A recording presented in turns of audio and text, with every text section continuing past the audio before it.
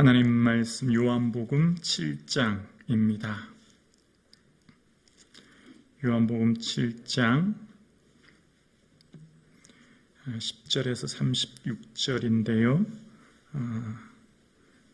우리 10절에서 19절까지만 봉독하시겠습니다. 요한복음 7장 10절에서 19절까지를 저와 여러분이 한 절씩 교독하시겠습니다.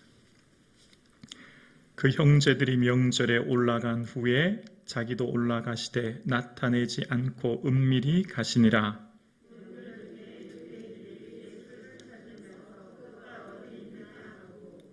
예수에 대하여 무리 중에서 수군거림이 많아 어떤 사람은 좋은 사람이라 하며 어떤 사람은 아니라 무리를 미혹한다 하나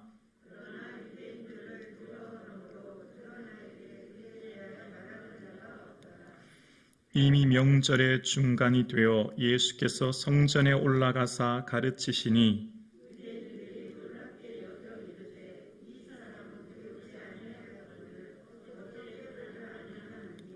예수께서 대답하여 이르시되 내 교훈은 내 것이 아니요 나를 보내신 이의 것이니라.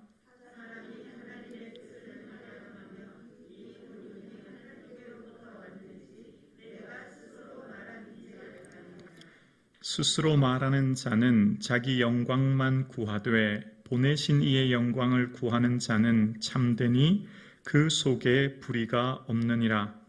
모세가 너희에게 율법을 주지 아니하였느냐? 너희 중에 율법을 지키는 자가 없도다. 너희가 어찌하여 나를 죽이려 하느냐? 아멘. 하나님의 은혜와 평강이 우리 모든 성도님들 가운데 충만할 수 있기를 주의 이름으로 축복합니다. 아멘. 인생은 인생이라고 하는 그릇에 채워진 시간이 무엇이냐에 따라 그 내용이 결정되어지죠.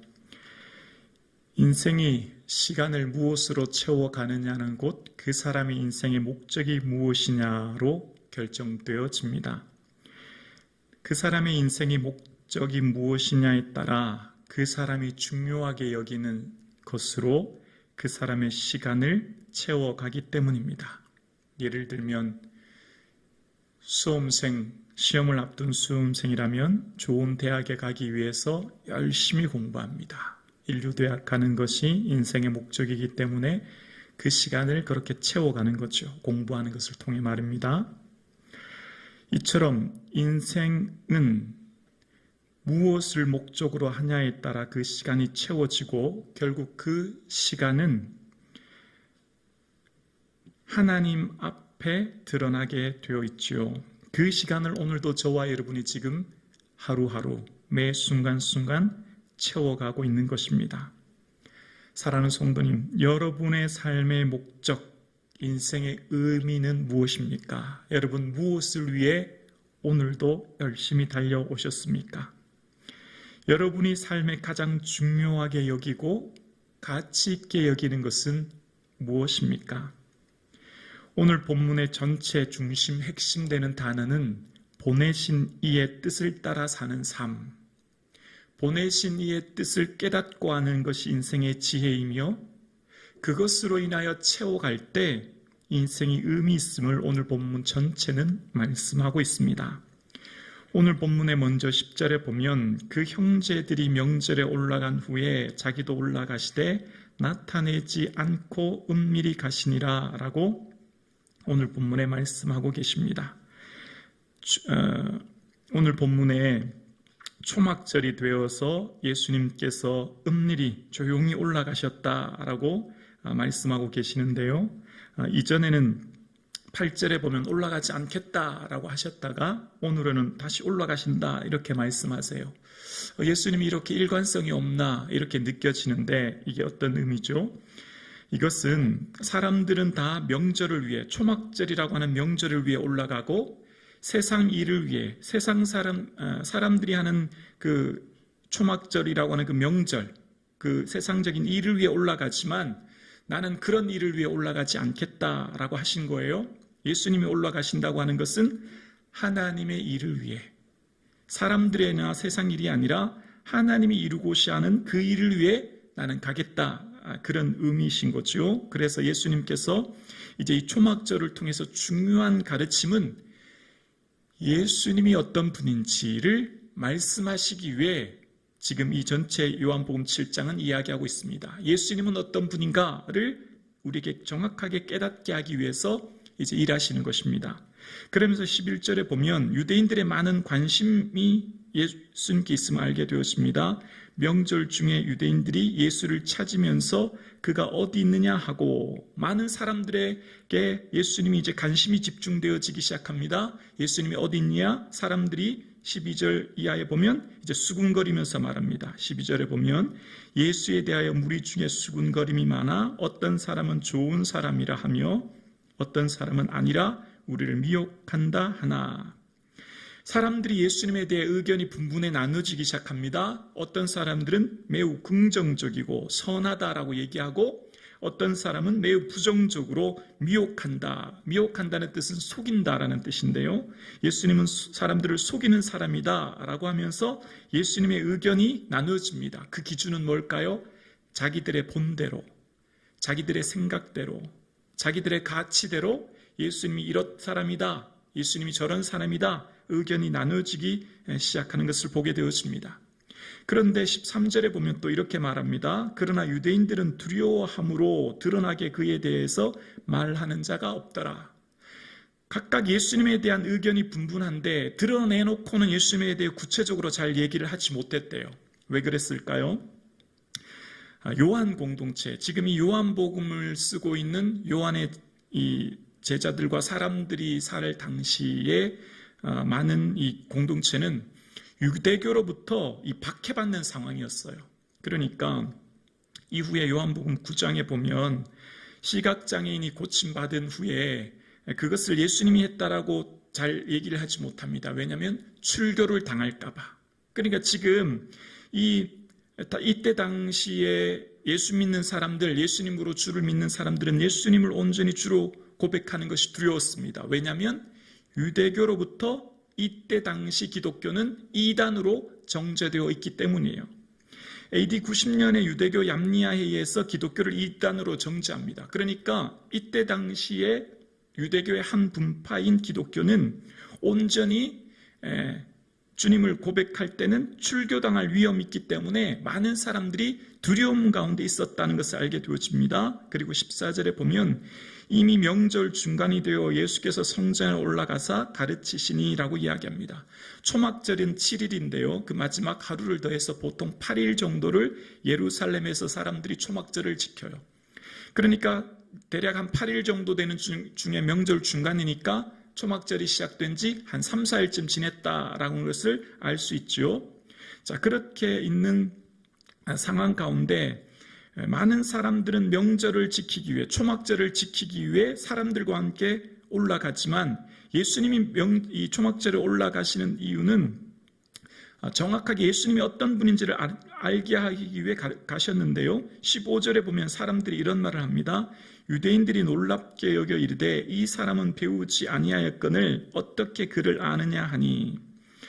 지금 이 말은 예수님께서는 그를 모른다, 그러니까 문맹인이다 이런 의미의 뜻이 아니라 이때 당시에 배우지 않았다라는 것은 이 사람이 누구에게 배우기 위해서는 누구의 제자가 되었느냐, 다시 말하면 그 사람의 스승이 누군가가 굉장히 중요했습니다. 왜냐하면 그 지식의 출처가 중요했기 때문에. 그러니까 예수님은 갈릴리 출신이고 어느 한 번도 누구에겐가 배운 적이 없다는 것을 잘 알고 있죠. 예수님의 형제들도. 또한 예수님은 누구인가 스승을 둔 적이 없고 누군가의 제자가 된 적이 한 번도 없었던 거예요. 그러니까 지금 오늘 본문에서 이 사람은 배우지 않았다라는 말은 그를 모른다는 의미를 아니라 누구의 제자가 되어본 적이 없는데, 예수님은 누구를 스승으로 둔 적이 없는데 그가 지금 이렇게 가르치는 것은 어디에서부터 시작된 것인가? 사람들이 수군거리기 시작한다는 거예요. 이때 당시 많은 사람들은 랍비를 두어서 각각의 랍비 밑에서 말씀에 대해서 배우고 그 지식을 깨닫는데 예수님은 그에게 둔 랍비나 스승을 둔 적이 없고 그는 제자가 된 적이 없는데 어떻게 지금 저가 가르치느냐라고 사람들이 의심을 품기 시작하는 거예요. 그럴 때 예수님께서 말합니다. 16절입니다. 예수께서 대답하여 이르시되 내 교훈은 내 것이 아니요 나를 보내신 이의 것이니라. 예수님께서 지금 말씀하시는 것은 예수님의 말씀의 교훈은 예수님 스스로에게 준 것이 아니라 하신 것이 아니라 나를 보내신 이 하나님께서 말씀하시기 때문에 내가 가르친다라고 말씀하시는 거예요. 자, 여기서 보내시는 이의 것이다 라고 하는 것은 일반적으로 신명기 18장 15절에 보면 나와 같은 선지자 하나를 일으키리니 라고 하시면서 내 말을 그 입에 두어 내가 그에게 명령하는 것을 그가 무리에게 다 말하리라 라고 신명기 18장에 말합니다. 하나님께서는 하나님의 말씀을 하실 때 선지자를 세우시고 그 선지자 입에 말씀을 주시고 그를 통하여 하나님께서는 백성들에게 선포하시는 것을 말씀하고 계세요. 그러니까 그 말씀을 빗대어서 말씀하는 거예요. 예수님께서 나는 구약의 모세가 말했던 선지자처럼 너희들 앞에 선 선지자로 너희들에게 선 교사로 나에게 주신 말씀, 하나님이 내게 말씀을 주셨기 때문에 내가 너희에게 말하는 거다 라고 말씀하시는 거예요. 여기서 중요한 말씀이 나오죠. 16절을 다시 한번 보여주실까요? 예수께서 대답하여 이르시되 내 교훈은 내 것이 아니요 나를 보내신 이의 것이니라 라고 말씀하십니다. 예수님께서는 단 한 번도 예수님께서 행하시는 모든 사역이 예수님의 때, 예수님의 생각, 예수님의 방법대로 사역하신 적이 한 번도 없으셨어요. 모든 것이 다 하나님의 때, 하나님의 방법대로 일하셨던 분이 하나님이신 거죠. 그러니까 오늘 요한복음 7장에서도 보면 사람들이 예수님을 잡으려고 해요. 그런데 사람들이 잡으려고 하지만 7장 30절 한번 보실까요? 7장 30절 넘겨보시면 이런 내용이 나와요. 그들이 예수를 잡고자 하나 손을 대는 자가 없으니 이는 그의 때가 아직 이르지 아니하였음이니라. 사람들이 예수님을 체포하고 가두려고 하지만 손을 대는 자가 없는 이유는 그의 때가 아직 이르지 않았대요. 그의 때는 하나님의 때죠. 하나님께서 하시는 그 때가 아직 이르지 않았다는 것을 말하고 있어요. 여기서 때라는 것은 요한복음에서 계속 강조해서 등장하는 게 때인데요. 여기서 때라고 하는 것은 십자가를 말하는 거예요. 십자가 지시는 때. 그러니까 예수님께서 하시는 모든 사역에는 그 핵심의 마지막에는 십자가가 있고 그 십자가를 이룰 때 마지막 뭐라고 하시냐면 다 이루었다라고 하시죠. 그것이 예수님의 사명이셨고 예수님의 마지막 하실 일이셨던 거예요. 그래서 예수님은 단 한 번도 예수님 마음대로 예수님 생각대로 예수님의 때에 일하신 적은 한 번도 없으셨고 다 하나님의 때에 하나님이 일하심 따라 일하셨던 것을 보게 되어요. 사랑하는 성도님, 예수님께서는 보내신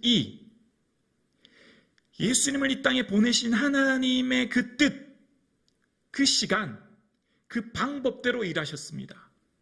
오늘 저와 여러분, 인생을 사는 데 있어서 매우 중요한 한 가지는요, 믿음은 시간을 어떻게 이해하느냐와 연결되어 있어요.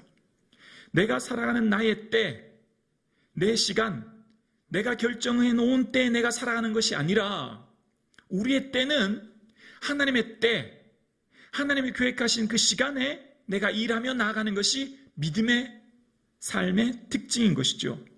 나의 뜻, 나의 계획을 나의 때, 나의 마음대로 살아가는 게 아니라 하나님의 뜻, 하나님의 계획을 하나님의 때에 살아가는 것이 우리의 성도들의 삶이고요. 이것은 바로 보내신 우리를 이 땅에 보내신 이의 삶에 살아가는 삶이 되는 거예요. 저와 여러분은 지금 우연히 어쩌다가 이 수요 예배 나온 게 아니에요. 그냥 한번 드리러 가보자 싶어서 나온 게 아니에요. 내가 어쩌다가 성북중앙교회 다니는 게 아니에요. 내가 어쩌다가 내 남편 만난 게 아니에요. 내가 어쩌다가 내가 그 직장 가고 그 학교 간 게 아니에요. 누가 보내셨어요? 하나님이 보내신 거예요. 보내신 이의 뜻이 있고 보내신 이의 계획이 있고 보내신 이가 섭리하신 것이 있는 거죠. 그러니까 지금 어쩌다가 내가 이곳에 온 게 아니라 하나님의 계획과 그 뜻 안에 있음을 믿고 보내신 이의 그 뜻을 바라보고 찾고 구하는 것이 곧 지혜가 되는 것입니다. 사랑하는 성도님, 하나님께서 보내신 우리에게는 하나님의 계획이 있으시고 그 계획에 따라 하나님께서 목적하신 뜻이 있기 때문에 오늘 우리가 이 자리에서 예배드리는 거예요. 하나님이 계획하신 뜻이 있기 때문에 여러분의 그 가정, 여러분의 그 직장, 여러분의 그 삶의 자리를 살아가고 있는 거예요. 그래서 우리를 보내신 이의 뜻, 하나님의 뜻을 아는 것이 곧 지혜가 되는 것입니다. 그것이 곧 우리의 인생의 의미를 더 풍성하게 하는 것이죠. 사랑하는 성도님, 인생의 때는 곧 하나님의 때를 깨닫는 것이고 그 하나님의 때를 깨닫는 것은 곧 우리의 삶이 매 순간 매 순간 주어진 삶이 얼마나 짧다는 것을 기억해야 됩니다. 모세가 그런 고백을 했죠. 주께서 사람을 티끌로 돌아가게 하시고 말씀하시기를 너희 인생은 돌아가라 하셨으니. 우리를 뭐로 만드셨다고요? 티끌로 돌아가라. 여기서 티끌이라고 원어의 뜻은요, 뭐와 동일한 단어냐면 여호와 하나님이 땅의 흙으로 사람을 지으시고 라고 할 때 그 흙이 티끌이에요. 티끌. 그러니까 우리는 원래 흙으로 지어졌죠? 우리는 티끌로 지어졌죠? 우리는 티끌로 돌아가는데 우리 인생은 언젠가 돌아갈 때가 있는 것을 기억하는 게 지혜라는 거예요. 인생의 의미의 첫 번째는 뭘까요? 어디서 와서 어디로 가는지에 대한 분명한 목적을 아는 거예요. 내가 어디서 왔는지 하나님 보내셨고 우리가 아는 그 하나님 마지막 하나님 나라를 아는 것이 인생의 지혜가 되는 것이죠. 그래서 우리 인생의 삶은 모세의 고백처럼 주의 목전에서 천년이 어제 같으며 밤의 한순간 같을 뿐입니다. 하나님께서는 천년이 밤의 한순간처럼 우리의 인생은 날아가는 것 같이 신속히 지나가는 인생이니 어떻게 된다고요? 우리 날 계수함을 가르치사 지혜의 마음을 얻게 하소서. 인생의 지혜가 어디서 시작될까요? 짧다고 하는 데에서. 너희 인생이 무엇이냐? 너희는 잠깐 보이는 안개니라. 이 안개의 원어의 뜻은 후 하는 입김 혹은 공기, 산소 이런 의미가 있어요. 여러분 한번 들숨과 날숨 한번 들어마시고 내뱉으면 사라지는 것처럼 우리가 한번 겨울철에 입김을 한번 불면 사라지는 것처럼 짧은 것이 우리 인생이라는 거예요. 여러분 저와 여러분 결코 인생이 길지 않아요. 2023년 벌써 오늘이 2월? 얼마나 빨리 지나가는지 몰라요. 그러니까 우리 인생의 지혜는 우리가 얼마나 짧은 삶인 걸 알고 우리가 주어진 보내신 이의 목적대로 살아가는 거예요. 여러분의 삶은 하나님이 보내셨고 하나님이 계획하셨고 그 목적이 있기 때문에 그 삶의 자리를 살아가고 있는 것이죠. 그래서 야곱아 너를 창조하신 이가 말씀하시느니라 이스라엘아 너를 지으신 이가 말씀하시니라 너는 두려워하지 말라 내가 너를 구속하였고 지명하여 불렀나니 너는 내 것이라. 하나님이 걱정하거나 두려워하지 말라고 하십니다. 너는 내 것이기 때문에 물 가운데 지날 때도 물이 엄물하지 못하고 불 가운데로 지날 때도 불이 너를 사르지 못하는 이유는 내가 너를 보배롭고 존귀 만들었기 때문에 그리고 나의 삶이 하나님께서 존귀한 존재로 만드셨기 때문이라는 거예요. 나를 지으신 이가 하나님, 나를 부르신 이가 하나님, 나를 보내신 이도 하나님이신 줄로 믿습니다. 그래서 하나님이 여러분의 인생을 책임져 주시는 거예요. 자, 그럴 때 우리 인생은 뭘 기도해야 될까요? 하나님 기억하는 인생을 살아야 합니다. 아멘이십니까? 사람이 기억하는 인생이 아니라 하나님이 기억하는 인생을 살아야 됩니다. 여러분 우편 강도가 예수님께 뭐라고 요청한 줄 아시죠? 당신의 나라에 임하실 때 나를 기억하소서. 기억해 주세요. 예수님 나를 기억해 주세요. 우편 강도는 마지막 할 수 있는 게 아무것도 없어요. 이제 몇 시간 두면 그는 임종합니다. 주님을 위해 할 수 있는 것 아무것도 없고 그의 마지막 소원은 오직 딱 한 가지, 주여 저를 기억해 주십시오. 이것이 우리에게 복입니다. 이것이 우리에게 은혜예요. 여러분의 인생이 마치고 난 뒤 누가 알아줄까요? 3대 4대 지나면 아마 알 사람 없을걸요. 아주 특별한 민족의 무슨 천년에 한 번 나올까 말까 하는 무슨 위인이 아니고서야 여러분 천국 가시면 몇 대 지나면 다 기억에 사라져요. 여러분 인생 기억할 사람 아무도 없어요. 근데 우리를 누가 기억하실까요? 하나님은 기억하시죠. 어떻게 해요? 영원히 잊지 않으십니다. 여러분의 걸음걸음과 삶의 모든 것을 잊지 않으십니다. 사람들은 나를 잊을 수 있고 사람들은 나를 알지 못할지언정 하나님은 나를 영원히 기억하시는 줄로 믿습니다. 하나님이 나를 기억하시고 계신다. 그걸 기억하면 우리 인생의 의미가 달라집니다. 내가 하는 모습이 달라집니다. 나의 삶의 자리가 달라지는 거예요.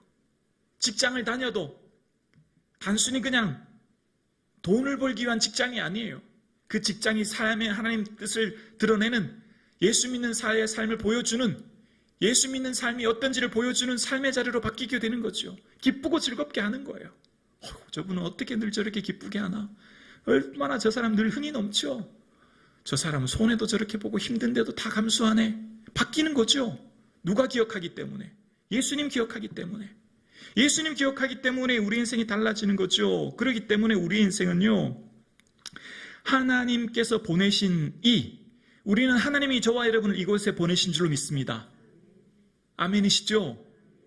여러분이 지금 보내신 분은 하나님이시고 우리는 누구를 기억하며 살아야 돼요? 하나님 기억하며 살아야죠. 하나님이 날 기억해 주고 하나님이 날 인정해 주시고 하나님 날 바라봐 주시는 삶을 살아갈 때 우리 인생이 의미 있고 우리 인생의 두려움이 사라지고 기쁨이 넘칠 줄로 믿습니다. 그렇습니다. 보내신 이의 뜻을 따라 예수님이 사셨고 예수님의 모든 뜻은 예수님의 때와 예수님의 방법과 예수님의 생각으로 일하신 것이 아니라 아버지 하나님의 뜻과 그 방법과 그 때에 일하셨다고 말씀하고 계십니다. 그래서 17절에 말합니다. 사람이 하나님의 뜻을 행하려면 이 교훈이 하나님께로부터 왔는지 내가 스스로 말함인지 알리라. 18절이요. 스스로 말하는 자는 자기 영광만 구하되 보내신 이의 영광을 구하는 자는 참되니 그 속에 불의가 없느니라. 얘들아, 너희들이 내가 말하는 것을 듣고 순종하면 그러면 내 말이 하나님께로 왔다는 것을 너희가 알게 될 거야. 그런데 너희가 내가 말하는 것을 순종하지 않고 동참하지 않고 따르지 않으면 너희는 내 말을 도저히 이해할 수 없을 거야. 그런 의미인 거예요. 예수님이 하신 말씀을 듣고 순종하며 따를 때 그 말씀이 진정 하나님께로부터 왔음을 알게 되어지고 뿐만 아니라 그 말씀을 하신 분이 참되고 불의가 없고 진실하신 것을 너희는 알게 될 거야 라고 말씀하시는 거예요. 그러니까 하나님 말씀은 지적인 동의, 그렇구나, 깨달음의 범위를 넘어 내 삶으로 살아내고 순종하고 삶의 걸음걸음을 내디딜 때 비로소 이 말씀이 하나님이 나에게 주신 말씀인 것을 알게 되어진다 라고 말씀하시는 거예요. 그러니까 하나님의 말씀은 단순한 들음에서 그치는 것이 아니라 말씀을 순종하고 살아낼 때 그 말씀의 능력이 있는 줄로 믿습니다. 그러면서 주님께서는 안식일 중풍병자 고쳐셨던 일을 다시 한번 언급하면서 19절 이하 말합니다. 모세가 너희에게 율법을 주지 아니하였느냐? 너희 중에 율법을 지키는 자가 없도다. 너희가 어찌하여 나를 죽이려 하느냐라고 말합니다. 이후부터 이야기하는 것은 뭐냐면 이런 말씀이에요. 유대인들은 일반적으로 태어나면 8일 만에 할례를 행하는데 그 8일이 안식일이라도 할례를 행합니다. 율법을 지키기 위해. 그런데 38년 된 병자를 안식일에 고쳤다고 해서 사람들이 예수님을 죽이려고 하는 거예요. 율법을 지키지 않았다고 하는 거예요. 그러니까 안식일에 너희가 할례도 율법을 지키기 위해 할례도 행하는데 나는 사람을 살리고 회복하고 생명을 줄 일을 하는데 너희가 어찌하여 나를 죽이려 하느냐, 이런 의미가 지금 여기에 담겨져 있는 거예요. 그러니까 율법의 본래 의미는 하나님의 마음과 그 뜻을 헤아리는 것인데 오히려 형식만 남아서 껍데기만 남아서 그것이 내 의의가 되어서 나는 율법을 이만큼 행한다 보여지기 위해 살아가는 그들에게 예수님께서 지금 말씀하고 계시는 거예요. 그러면서 예수님이 21절에 이런 말씀하십니다. 예수께서 대답하여 이르시되 내가 한 가지 일을 행하매 너희가 다 이로 말미암아 이상히 여기는 도다 라고 말씀하세요.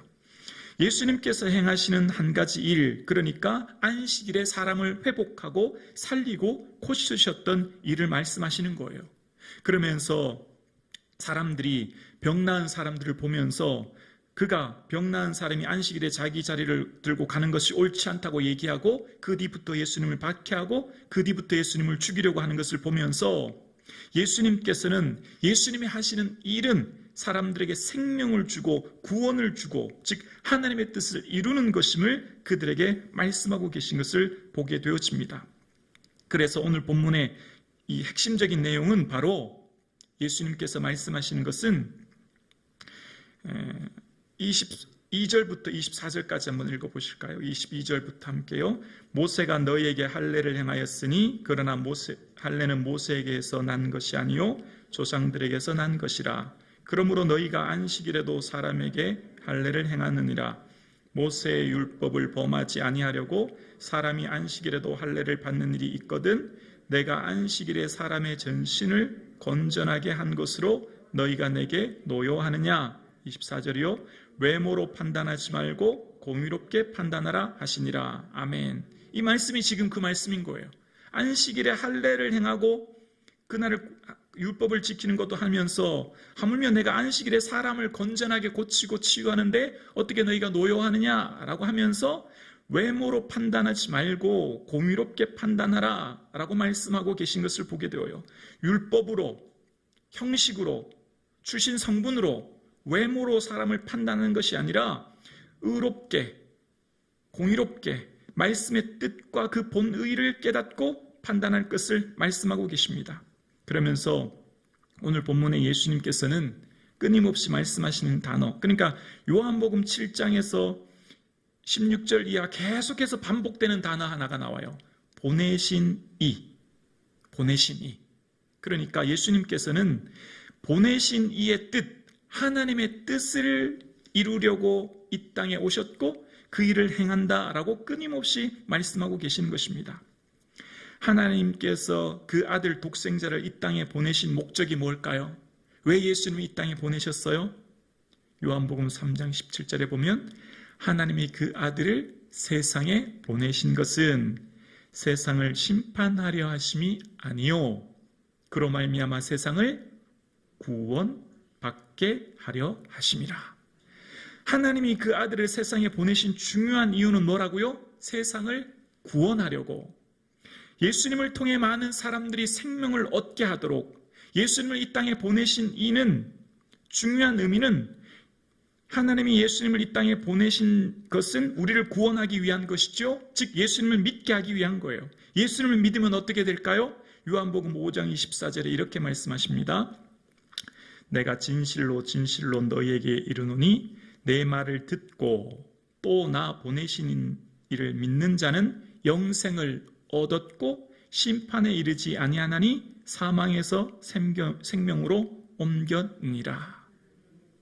자, 여기서 아주 중요한 한마디가 말씀이 나와요. 제가 다시 한번 말씀 읽어볼게요. 요한복음 5장 24절이에요.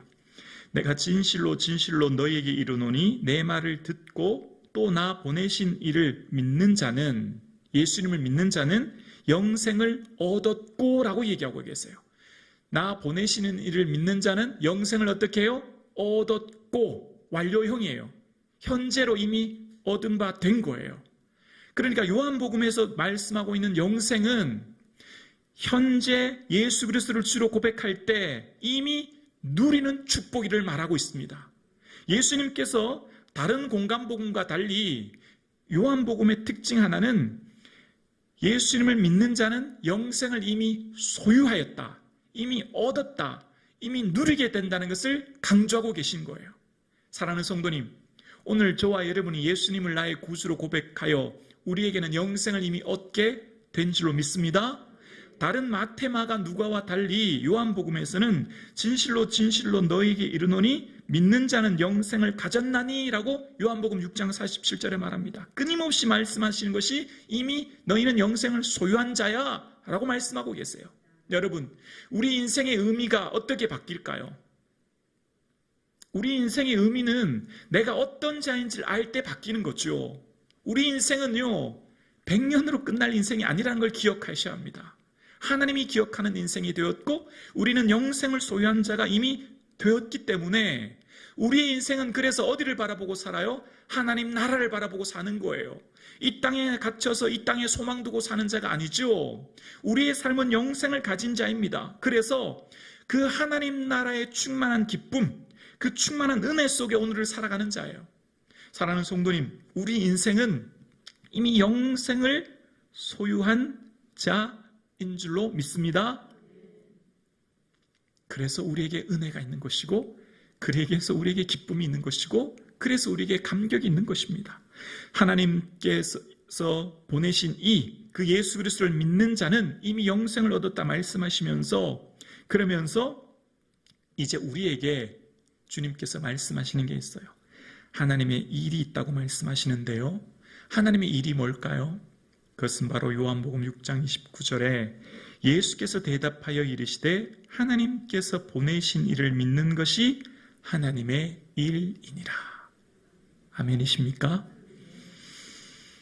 우리 인생의 가장 크고 위대한 일은 하나님의 일을 이루는 것인데, 그 하나님의 일을 이루는 것은 곧 보내신 이인 예수 그리스도를 믿는 것인 줄로 믿습니다.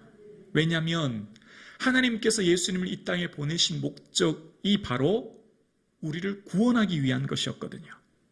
하나님이 이 땅에 예수님을 보내신 그 일이, 목적이 우리를 구원하시는 일이었고, 그것이 곧 하나님의 일이셨거든요. 그 하나님의 일을 성취하는 것이 곧 우리가 주님을 믿고 구원받는 것이요, 그것이 곧 하나님의 일이거든요. 그래서 예수님께서는 오늘 본문 7장 33절 한번 넘겨보실래요? 예수님이 어디로 가시는지 말씀하세요. 7장 33절 우리 함께 고백할까요? 예수께서 이르시되 내가 너희와 함께 조금 더 있다가 나를 보내신 이에게로 돌아가겠노라. 아멘. 내가 너희와 함께 조금 더 있다가 나를 보내신 이에게로 어떻게 해요? 돌아가겠노라. 예수님께서 보내신 이는 하나님이시죠. 그 하나님께로 예수님이 어떻게 하신다고요? 돌아가신다는 거예요. 올라가신다는 거예요. 자, 그러니까 우리 인생의 삶에 아주 중요한 것 한 가지가 있어요. 예수님을 십자가에 죽인 것은 유대인이에요, 하나님이에요?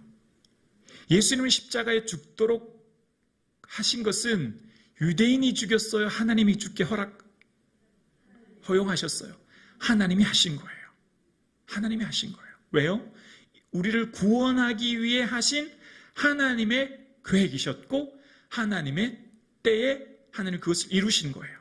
그러니까 유대인들은 유대인들 스스로가 예수님을 율법을 어겨서 신성모독한다고, 하나님의 아들이라고 한다고 죽인다고 생각했지만, 유대인들이 한 게 아니라 온 인류를 구원하기 위한 하나님의 계획이셨고, 하나님의 방법이셨고, 그 하나님의 때에 십자가를 이루셨던 거예요. 그리고 예수님께서는 아버지께로 돌아가시는 거죠. 여러분의 삶을 괴롭게 하는 문제는 그 사람이에요, 하나님이에요? 하나님이 하신 거예요. 이해가 안 되죠? 왜 하나님 나를 이렇게 힘들게 하시나? 여기서 우리의 믿음의 새로운 시야가 열리는 거예요.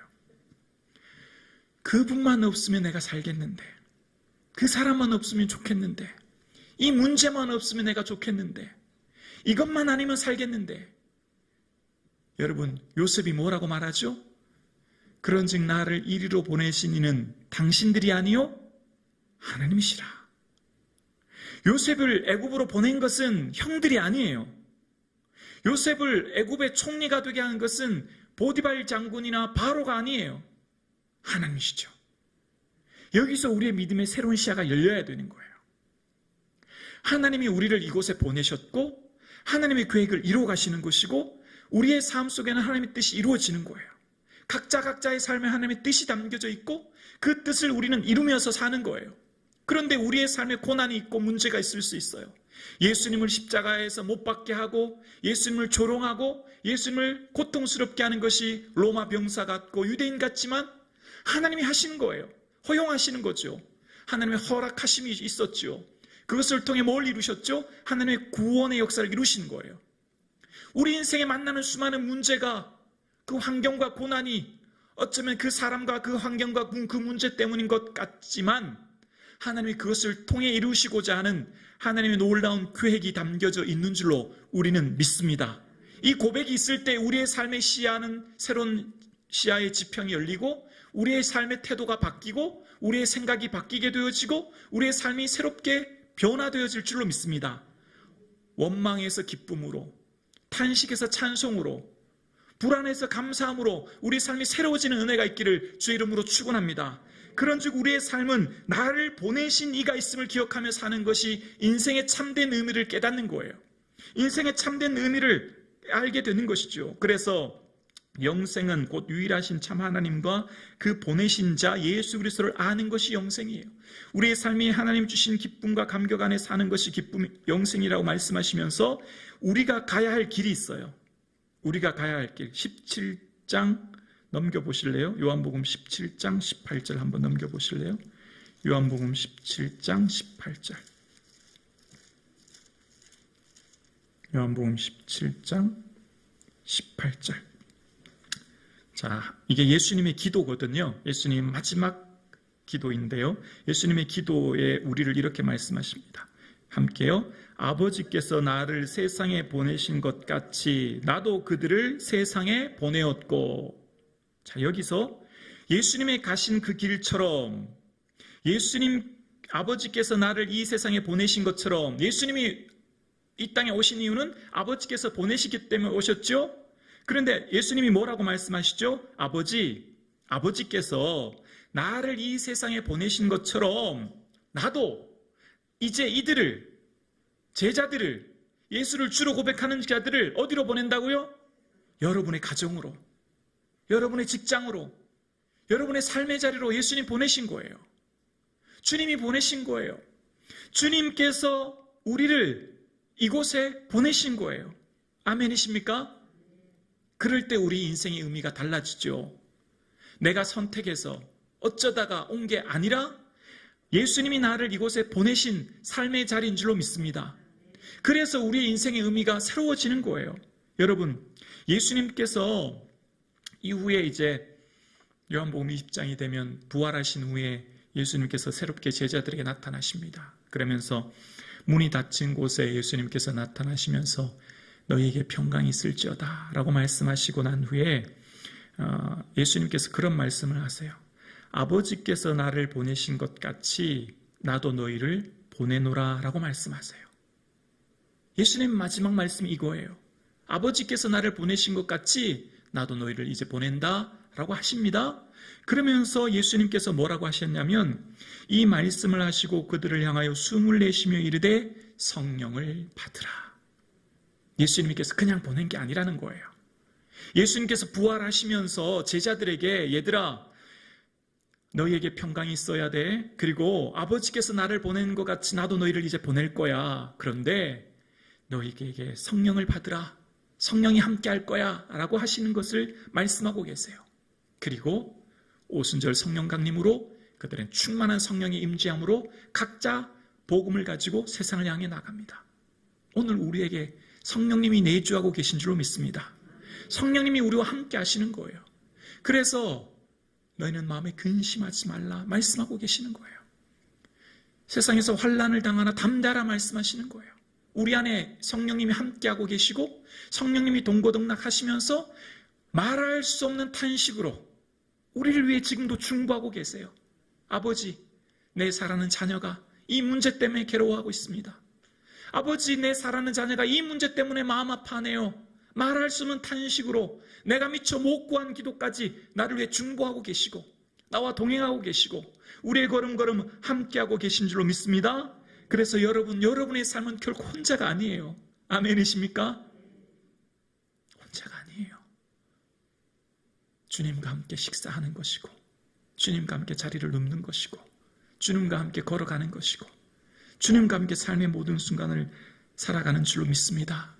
오늘 이 수예배에서 드리는 사랑하는 성도님, 주님이 우리와 함께 계신 줄로 믿습니다. 그리고 그 주님이 우리를 삶의 자리로 보내셨어요. 그리고 우리에게 두려워하지 말라고 함께 하신다고 그 모든 삶의 어려움 주님이 함께 하시기에 능히 이길 힘을 주신다고 말씀하고 계세요. 그 주님 바라보시고 오늘 저와 여러분의 삶의 자리에서 주의 영광 위에 살아내시는 저와 여러분 되실 수 있기를 주의 이름으로 축원합니다. 아버지께서 내게 하라고 주신 일을 내가 이루어 아버지를 이 세상에서 영원롭게 하여 싸우니, 요한복음 17장 4절에 예수님은 마지막 기도 속에 주님께서 내게 하라고 하신 그 일 내가 이루어 싸우니, 아버지 주께서 내게 주신 그 십자가 이제 내가 질 것이오니 주여 내게 남아있는 이들도 내 가는 길 따라오기를 원합니다. 고백했던 것처럼 우리의 인생의 참된 의미는 무슨 의미가 있을까요? 예수님 가신 그 길 따라가는 게 진리의 길인 줄로 믿습니다. 예수님 가신 그 길 가는 것이 생명의 길인 줄로 믿습니다. 우리 인생의 참된 길은 예수 그리스도가 길인 줄로 믿습니다. 그 예수 그리스도께서 가신 그 길, 우리도 갈 수 있는 힘과 지혜와 믿음이 있기를 주의 이름으로 축원합니다. 기도드리겠습니다.